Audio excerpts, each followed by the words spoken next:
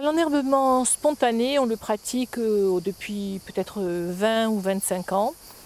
À partir des vendanges, on laisse pousser l'herbe partout, tous les rangs. Au printemps, on laboure un rang sur deux, le reste on le conserve. Disons vers le mois de, je sais plus, avril, ça dépend les années, ça dépend de la pluviométrie. De ce qui reste, on tond un rang sur deux pour laisser quand même de la biodiversité pour les insectes, pour ne pas changer complètement le paysage. Et un mois plus tard, on tond le reste. Ensuite, l'enherbement semé, je l'ai fait peut-être il y a une dizaine d'années. Il y avait des aides avec les CTE.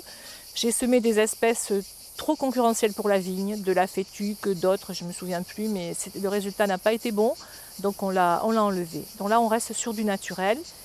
Et de temps en temps, je sème le rang qui est labouré actuellement. On le sème avec des espèces variées, une dizaine d'espèces. Des fèverolles, des radis, de la luzerne, du trèfle, plusieurs variétés de trèfle. Donc ça, c'est pour enrichir le sol, pour le décompacter. Et on le broie le plus tard possible et ça fait un mulch qui reste et qui protège du ruissellement et de l'évaporation. Il n'y a pas de concurrence envers la vigne. Alors on a la chance d'avoir l'irrigation, donc sur les jeunes vignes, on irrigue juste sur le rang avec le goutte à goutte.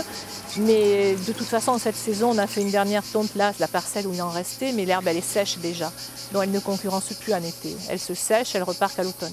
Pour la ressource en eau, dans le secteur des captages, ça évite tout ruissellement. Ça c'est vrai, si on met de l'engrais, bon j'en mets peu, mais si éventuellement je mets de l'engrais, on est sûr qu'il reste sur la parcelle, qu'il ne va pas aller dans les nappes phréatiques, qu'il ne va pas aller dans les ruisseaux et de là dans les rivières. Les résultats sont positifs dans le sens où il n'y a plus du tout de ravines, donc l'eau pénètre dans le sol. Il y a une vie du sol beaucoup plus importante. Quand on fait des tests, si je gratte avec la bêche, même si ça paraît plus dur sur les premiers centimètres, dessous c'est plus mou, la terre est meilleure, plus noire et plus habitée.